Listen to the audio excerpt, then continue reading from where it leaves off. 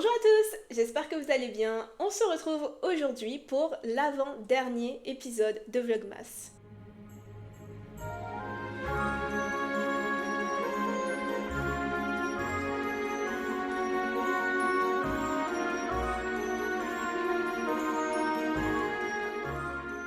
Ça y est, nous nous retrouvons aujourd'hui pour la dernière vidéo livresque de 2025. Demain déjà, ce sera la fin de ces Vlogmas. Je sais vraiment pas comment me sentir. J'ai filmé et monté tellement de vidéos pendant le mois de novembre, le mois de décembre. Ça a été 2 derniers mois très intenses pour moi, mais j'ai aussi pris tellement de plaisir en fait à faire ce Vlogmas, à participer à ce Vlogmas.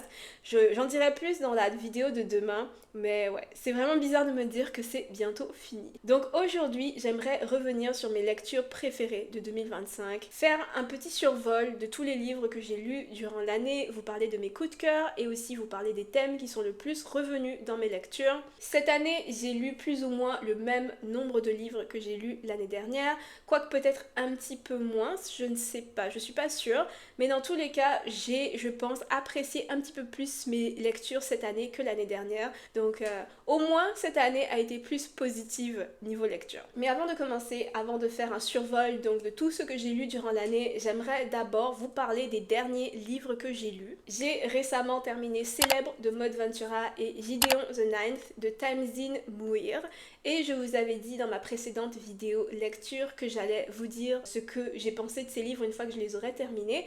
Donc c'est ce qu'on va faire maintenant très rapidement. Donc je vais commencer par Célèbre, qui est un livre racontant l'histoire de Cléo, une jeune femme franco-américaine qui a toujours rêvé de devenir une star de la musique. Le roman retrace la jeunesse de cette femme tandis qu'elle tente d'accéder à la célébrité et parvient enfin à la gloire tant espérée. Ce livre, c'est mon premier roman de Maud Ventura. Je n'avais jamais encore lu cette autrice avant et je dois vous dire que j'ai bien aimé. Ce livre m'a donné envie de lire Mon mari parce que j'ai bien aimé sa plume très incisive et j'ai bien aimé aussi l'angle qu'elle a décidé d'adopter pour aborder donc le thème de la célébrité. Dans Célèbre, on a un récit raconté à la première personne qui nous donne accès à toutes les pensées, les réflexions de Cléo, le personnage principal. Alors Cléo, c'est un bourreau de travail, c'est un personnage intransigeant, c'est un personnage aussi un peu cruelle, elle en attend toujours énormément d'elle-même et elle en attend toujours énormément aussi des personnes qui l'entourent, donc elle peut se montrer extrêmement colérique, extrêmement violente dans ses gestes et dans ses paroles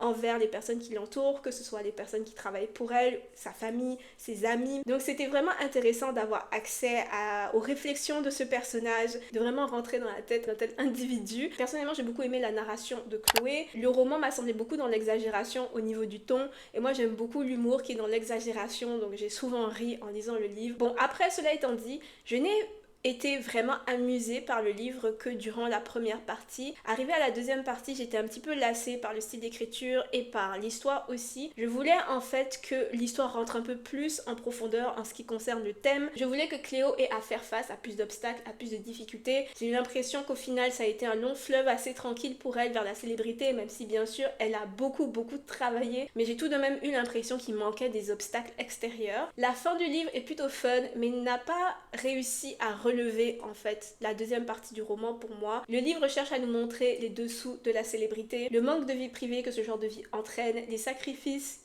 que beaucoup doivent faire pour pouvoir parvenir à ce genre d'existence et aussi le genre de personnes qui accèdent donc à la célébrité ou qui sont attirées par ce genre de statut. Donc tout ça est très intéressant, mais j'aurais quand même aimé une analyse un petit peu plus poussée donc de la célébrité. Pour conclure, un livre que j'ai bien aimé dans l'ensemble, un livre qui me donne aussi envie de lire d'autres romans de Maud Ventura, mais ce n'est pas un livre que je rangerai dans mes favoris de l'année. Maintenant, en ce qui concerne Gideon the Ninth, vous vous souvenez quand je vous ai dit que ce livre serait peut-être un favori de l'année?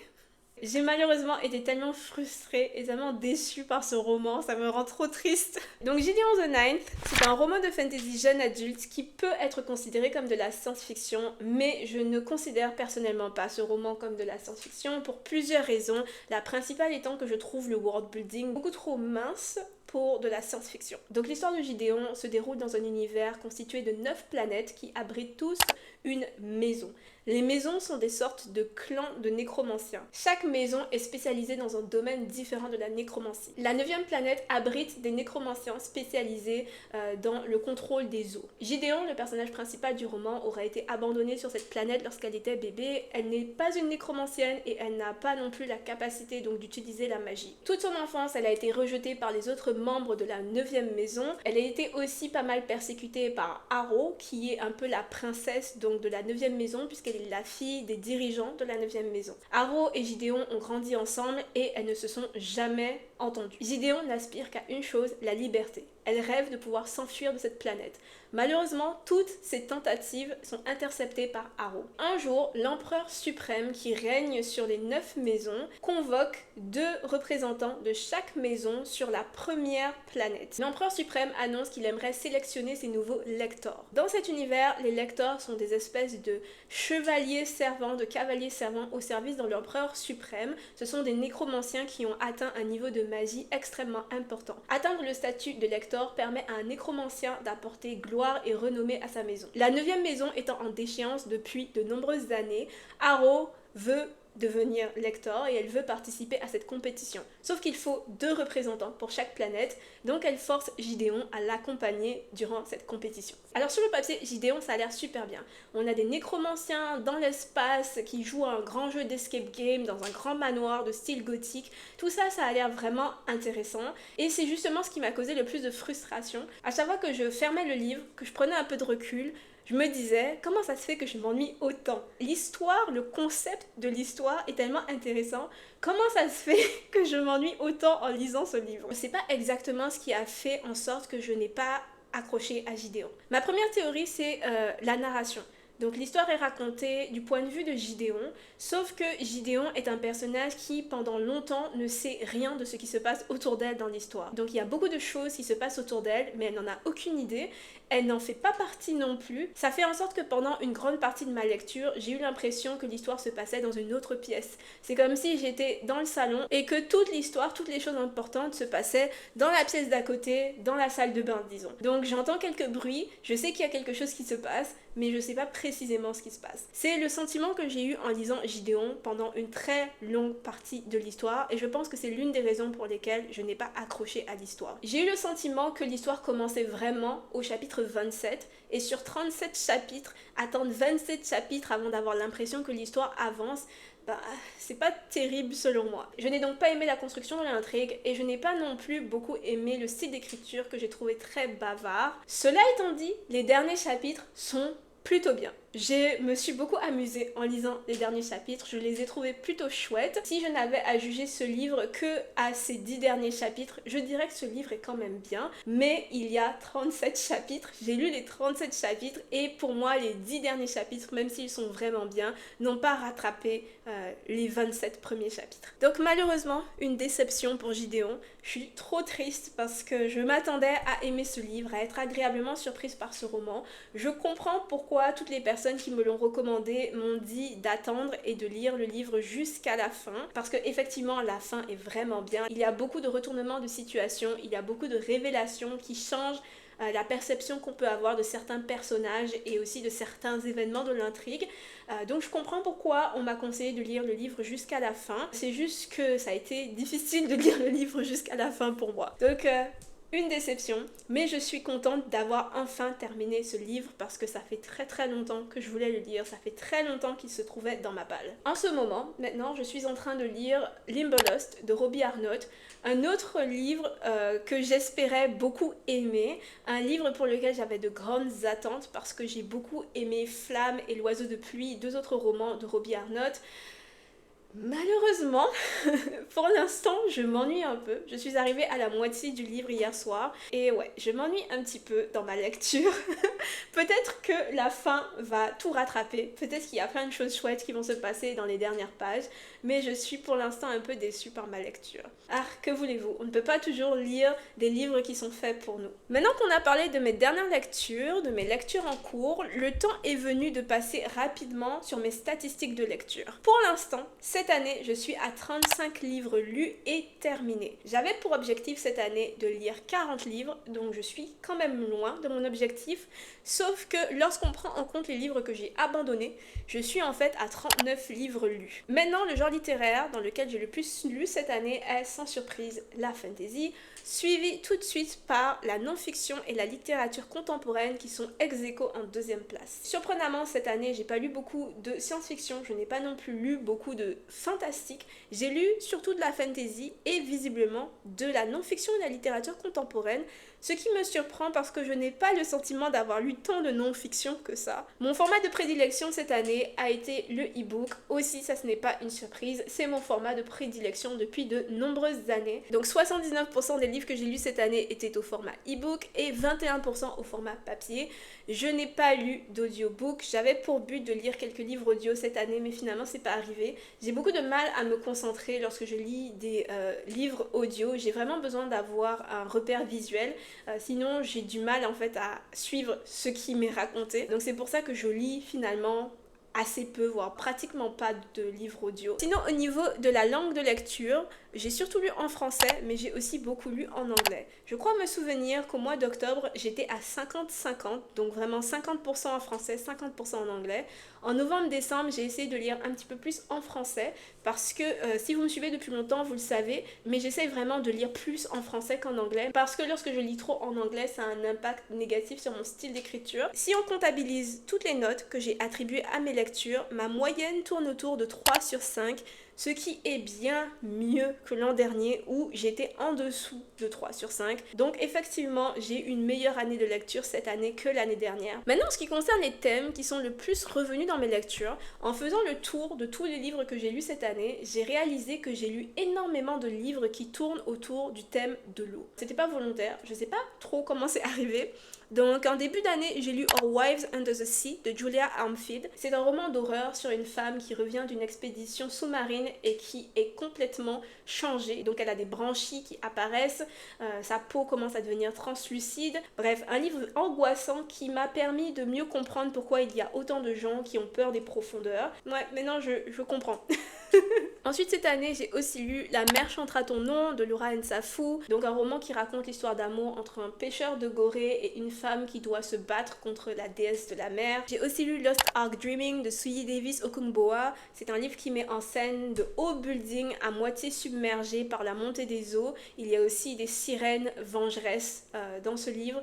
Donc on est encore dans le thème de l'eau. J'ai lu Loin des îles Mauves de Chloé Chevalier avec des personnages qui vivent sur des îles et qui doivent voguer pendant plusieurs jours sur l'océan pour parvenir à une ville côtière où ils vont travailler dans une mine de sel. J'ai lu Chlorine de Jade Song et enfin j'ai aussi lu River Muma de Zalika Reid Benta, une histoire très fun sur une déesse de l'eau jamaïcaine hantant les rues de Toronto. Donc comme vous pouvez le voir, beaucoup de livres sur l'eau, j'ai pas fait exprès. Honnêtement, ma tasse est un peu pleine, sans mauvais jeu de mots. J'en ai un peu marre de lire des livres sur l'eau. Donc je pense que pendant les 6 prochains mois, je vais lire un peu moins de livres en lien avec l'eau, juste pour faire une petite pause. Nous arrivons maintenant à la partie de la vidéo où je vous parle de mes lectures préférées de l'année. Alors je pense que plusieurs d'entre vous, vous ne serez pas surpris par ces livres parce que j'ai fait des vidéos sur tous ces livres. J'ai déjà présenté donc ces livres dans de précédentes vidéos lecture. Je rentrerai donc pas trop dans les détails. J'essaierai de mettre toujours en haut le lien de la vidéo dans laquelle je parle de ces différents livres. Ce sont des livres auxquels j'ai attribué la note de 4 sur 5, voire plus. Parce qu'il faut savoir que je donne une note à tous les livres que je lis. C'est juste que ce n'est pas une note que je partage dans mes chroniques. Je pense pas personnellement que c'est pertinent, juste parce que c'est une note qui est extrêmement subjective. Et c'est une note qui est surtout basée sur mon appréciation personnelle. Et mon appréciation personnelle n'est pas toujours liée à la qualité de l'œuvre, c'est juste très personnel. Mais c'est utile lorsque j'ai à choisir donc les livres qui m'ont le plus plu durant l'année. Alors mon premier favori de l'année est Restart de Katia Lanero Zamora. C'est un livre que j'ai acheté lorsque j'étais en France et que je me suis aussi fait dédicacer durant les Imaginales. Je suis toujours très contente d'avoir réussi à obtenir cette dédicace. Je vous ai parlé en long, en large de ce livre. Donc pour faire court, c'est un roman de science-fiction qui aborde le thème des troubles alimentaires, surtout en lien avec l'image idéalisée que les médias et en en particulier les réseaux sociaux nous renvoient. C'est un roman court mais vraiment super efficace, c'est un roman bien écrit et ça a été donc mon premier favori de l'année. Mon deuxième favori de l'année est The God of the Woods de Liz Moore, qui est un thriller allaitant sur lequel j'ai fait 2 vidéos si je me souviens bien. J'ai vraiment beaucoup aimé ce livre. J'en garde un excellent souvenir, je réitère ma recommandation si vous ne l'avez pas encore lu. Si vous cherchez un thriller atmosphérique pour vous dépayser durant les fêtes, ben je vous le recommande à nouveau. Vraiment super livre et en plus de ça, je pense que maintenant il y a une traduction en français. Mon troisième favori, The Wings Upon Her Back de Samantha Mills, l'un des meilleurs récits de fantasy que j'ai lus ces dernières années, en toute transparence. Vraiment, j'ai tellement aimé ce livre. Ce livre propose juste tellement de choses qu'on voit rarement en fantasy. Le personnage principal, c'est une femme de plus de 40 ans. Dans ce roman, il n'y a pas de romance. L'histoire se concentre sur la relation complexe qu'il y a entre 2 femmes. On ne suit pas la structure classique du mentor qui doit mourir pour que le personnage principal puisse apprendre quelque chose. Donc on s'éloigne beaucoup des structures narratives classiques tout en restant suffisamment proche pour avoir un récit très bien structuré. Le monde et le système magique sont hyper originaux. Donc on est dans un univers un peu steampunk, mais steampunk très rouillé et dystopique, sans pour autant être dans le style Mad Max. Donc quelque chose de très original et qui sort de ce qu'on a l'habitude de voir dans le genre. Vraiment, ce livre a laissé une empreinte presque indélébile sur mon cœur. J'y pense régulièrement. Un livre qui m'a laissé un très bon souvenir. Et enfin, mon quatrième et dernier favori de l'année, je suis sûre que plusieurs d'entre vous vous y attendez, et c'est Blood Over Bright Heaven de M.L. Wang. C'est un roman de fantasy que tout le monde devrait lire, très franchement. C'est un peu le genre de livre que j'aimerais pouvoir écrire un jour. Si quand vous regardez mes vidéos conseils d'écriture, vous vous demandez quel est le genre de livre que Mélodie aime, pensez à ce livre. Ce livre pour moi est un peu le modèle d'un bon livre. Donc voilà, j'ai fait le tour de mes lectures préférées de 2025. J'espère que cette vidéo vous aura plu. N'hésitez pas à me partager vos propres statistiques de lecture dans les commentaires. Je sais que ce n'est pas tout le monde qui a des statistiques de lecture. Je pense que c'est très influenceur littéraire en fait d'avoir des statistiques de lecture, de compter le nombre de livres qu'on lit dans l'année. Mais si vous en avez, n'hésitez pas à les partager. Donc on se retrouve demain pour la dernière vidéo Vlogmas de l'année. Portez-vous bien tout le monde et à bientôt. Bye!